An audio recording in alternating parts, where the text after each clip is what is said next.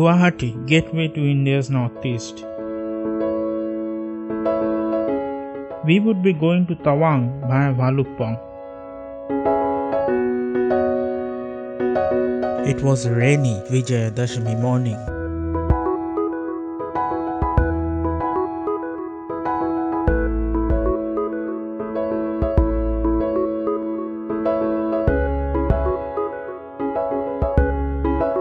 We witnessed the river Brahmaputra on our way.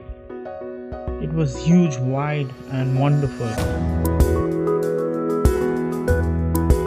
We entered the reserved forests of Tejpur. Nameri was not far from here.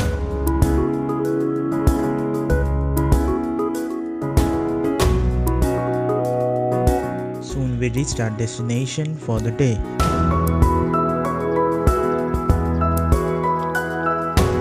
There wasn't much to do here, so we started early next day. The road was great.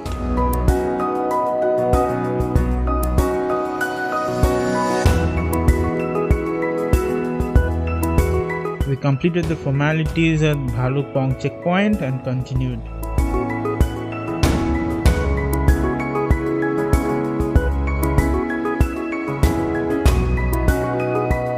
Arunachal greeted us with awesome natural beauty. But continued rain for the last few days had made its road a tough terrain. Our drive had to be slow and steady.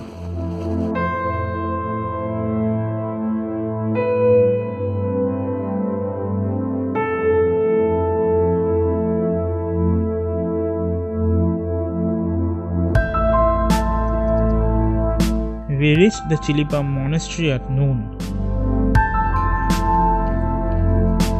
A quiet and virgin place it was, wrapped by fog and clouds. Lord Buddha perhaps heard our prayers. We saw sunshine and blue sky the rest of our way to Bomdila.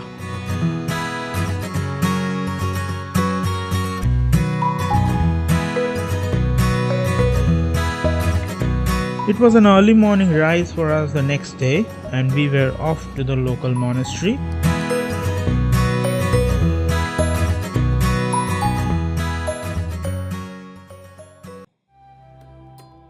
The monks were preparing for their prayers with 1,000 bowls of holy water. It was a magnificent experience.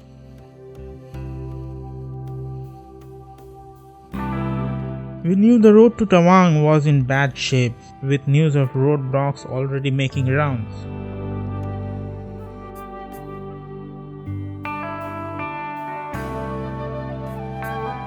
Landslides, potholes,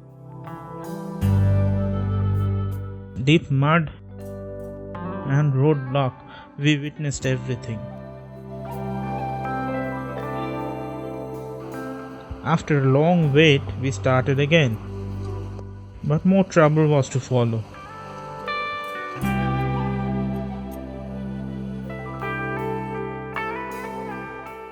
Our car got stuck in the mud. And after a lot of effort, we could start again. Our driver Bhaitu deserved much of the credit. We started gaining heights.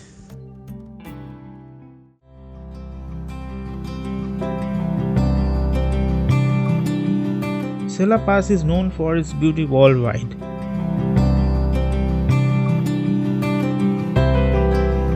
We could not differ either.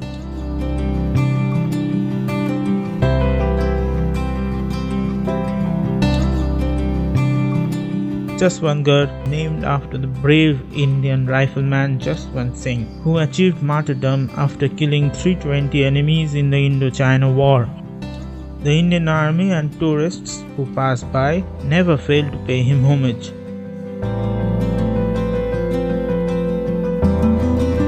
The next and final lap to Tawang was really pain-stricken. Thanks to the surrounding beauty though, which provided us analgesia. Tawang, a small town in the lap of the mountains. It houses the Tawang monastery, the second largest following Lhasa. It was prayer time when we reached.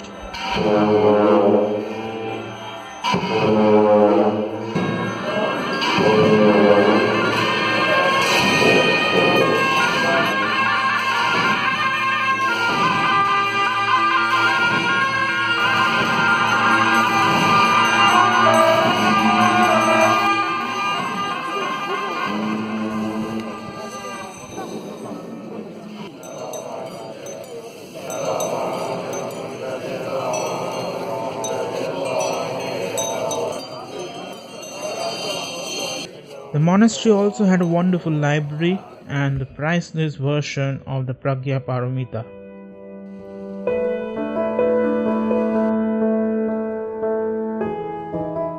From here, we paid a visit to the Ani Gumfa and then to the Tawang War Memorial.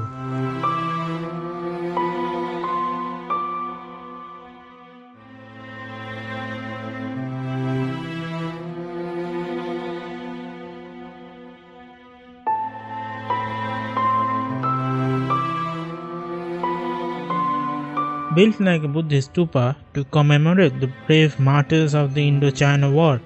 The names of all 2,420 soldiers who died have been carved on its walls.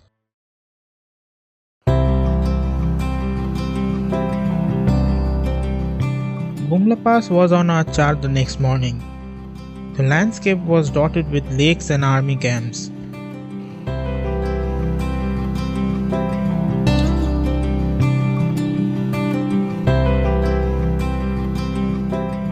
Road link to Bumla is of utmost importance to India,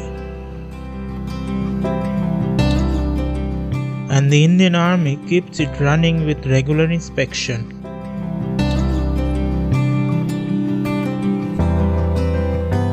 It was a bumpy ride though, and repair works were on.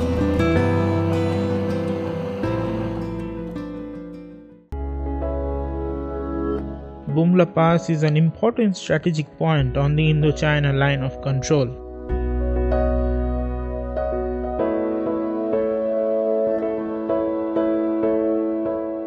The road ahead of the stone pillar you see belonged to the Chinese.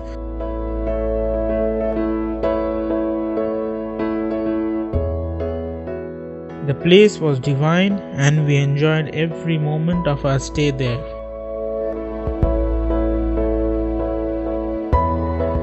On our way to the Sangatsal lake, more beauty unfolded.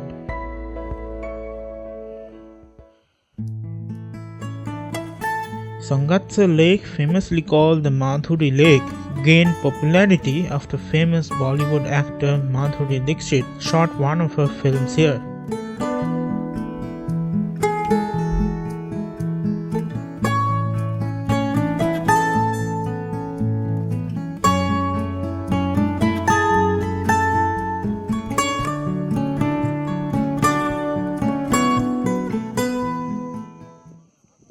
The next day, we were off to a very special place.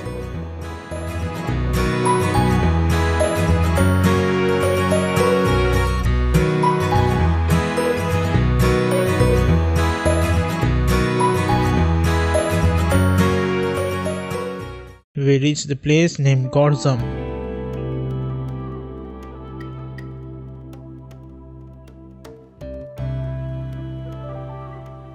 Some say this is the second largest stupa in the world, which opens once every 12 years.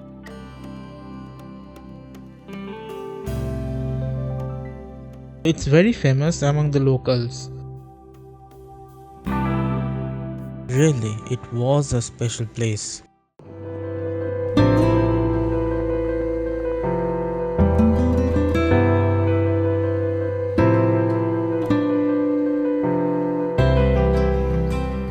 On our way back, we went to the Tarama temple.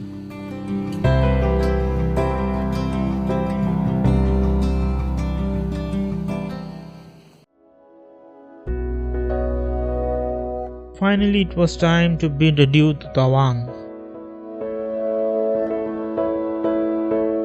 On our way down to Dirang, we went off-route to the Chakzam Bridge.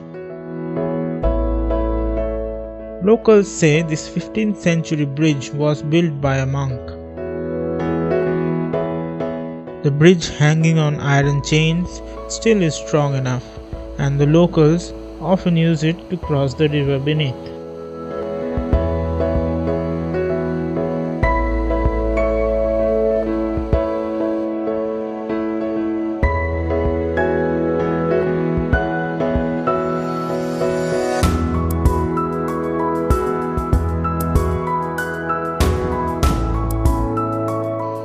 The beautiful Jung Falls fell on our way.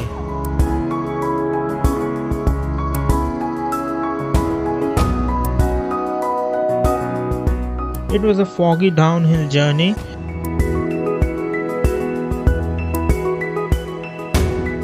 The road still bore the signs of heavy downpour. We reached Dirang at sunset.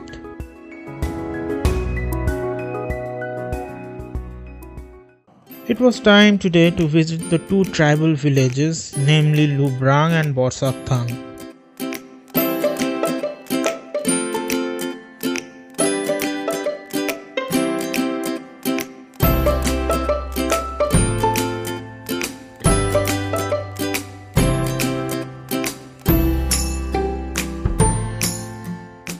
The road offered a marvelous view of the hills.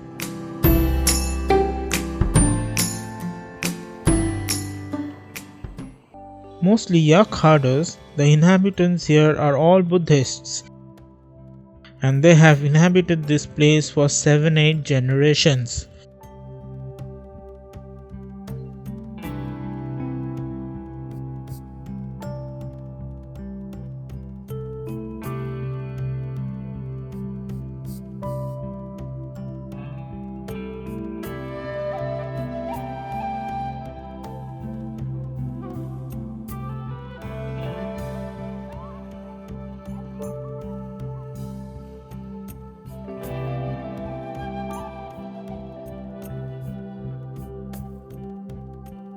The locals were really friendly. They took us to their monastery to light a holy lamp, and also to this wonderful place.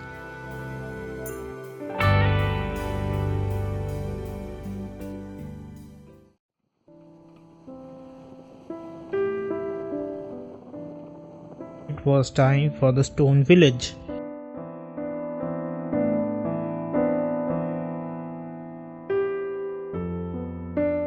Though some places of this wonderful heritage village has worn down due to age,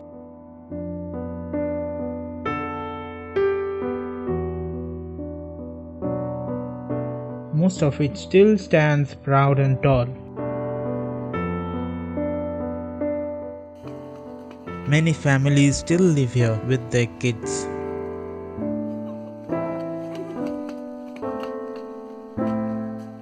We met a friendly old man who claimed that the village is more than 2000 years old. On the way back, we saw the Dirang Zong, where prisoners of war were kept.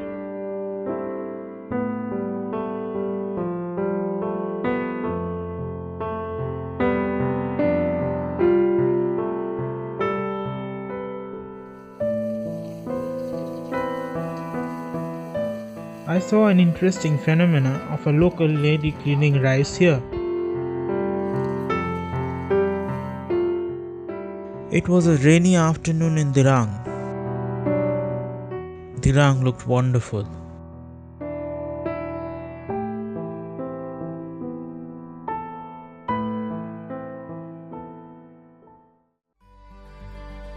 We left for Bhalukpong the next day.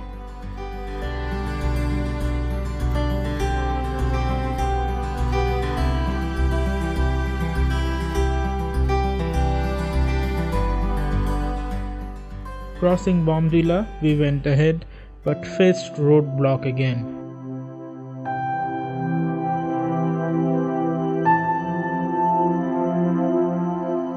We had to wait till the debris could be cleared and again start.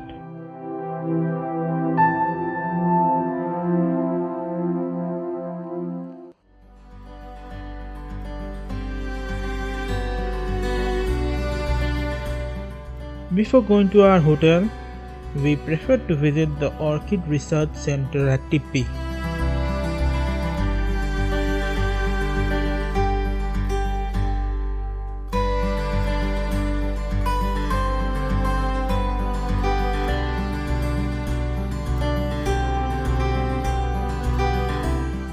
There were numerous varieties of orchids here.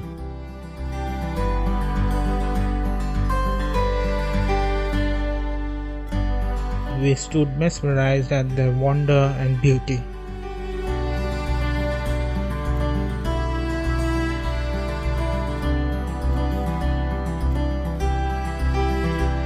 We reached our hotel in the evening. Eventually that day had finally arrived, when we had to pack our bags one final time on the way back home.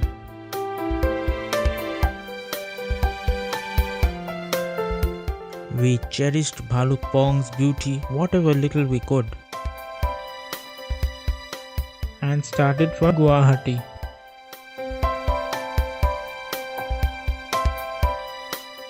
We crossed the river Brahmaputra again, cherishing its might and vigor.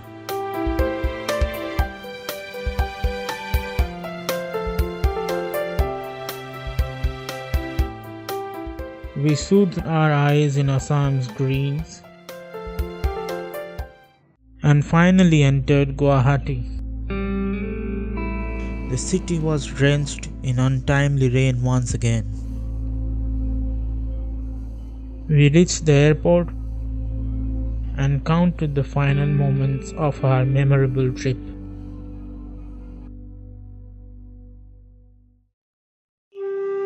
This was a trip to remember for all of us.